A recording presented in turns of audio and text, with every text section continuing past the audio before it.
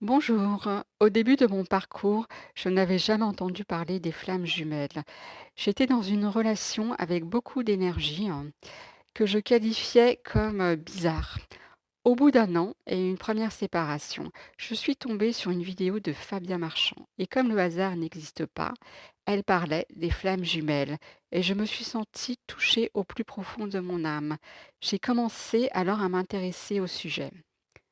En 2019, la plupart des vidéos parlaient du chaser et du runner et elles disaient que celui éveillé en premier était le chaser et qu'il avait la blessure d'abandon. Je me suis alors identifiée à ce personnage pendant un an.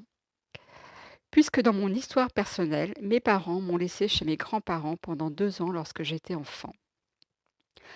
Au bout d'un an, j'ai commencé à travailler avec un thérapeute en flammes jumelles qui m'a dit que j'avais la blessure de rejet. J'avoue que j'ai douté à ce moment. Et puis, un mois après, j'ai contacté un autre thérapeute non spécialisé en flammes jumelles qui me dit que j'ai la blessure, que j'ai en blessure principale le rejet et l'injustice qui va avec. J'ai vu ma vie défiler devant mes yeux, j'ai senti dans mon corps un déséquilibre pendant plus de 15 jours. Et oui, je n'étais pas chaser, j'étais qui alors? Oh mon Dieu, je suis le renard!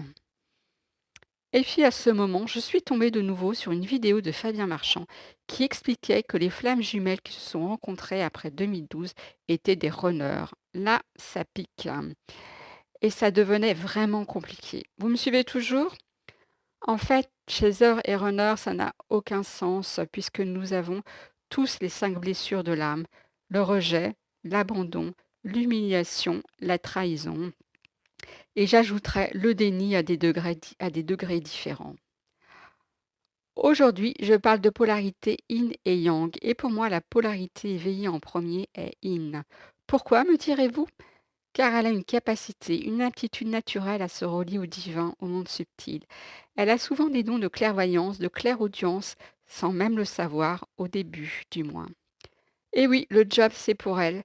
J'avoue que si je n'avais pas cru être le chaser, je n'aurais pas commencé mon travail de guérison.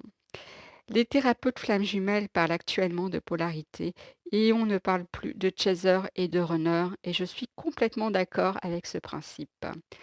Donc, si vous vous posez des questions, oubliez la notion de chaser et de runner et fiez-vous à vos sensations. Si vous êtes l'âme éveillée en premier, c'est que vous êtes in.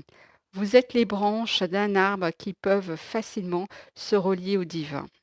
Alors oui, vous allez me dire que vous êtes aussi yang, puisque vous avez peut-être des enfants, un job et que vous gérez tout. Oui, c'est vrai, surtout si vous êtes une femme. Mais au plus profond de vous, votre polarité est in, c'est votre nature profonde. Je reviendrai dans un autre podcast sur les polarités et ma manière à moi de les équilibrer. Je vous dis au revoir et à bientôt.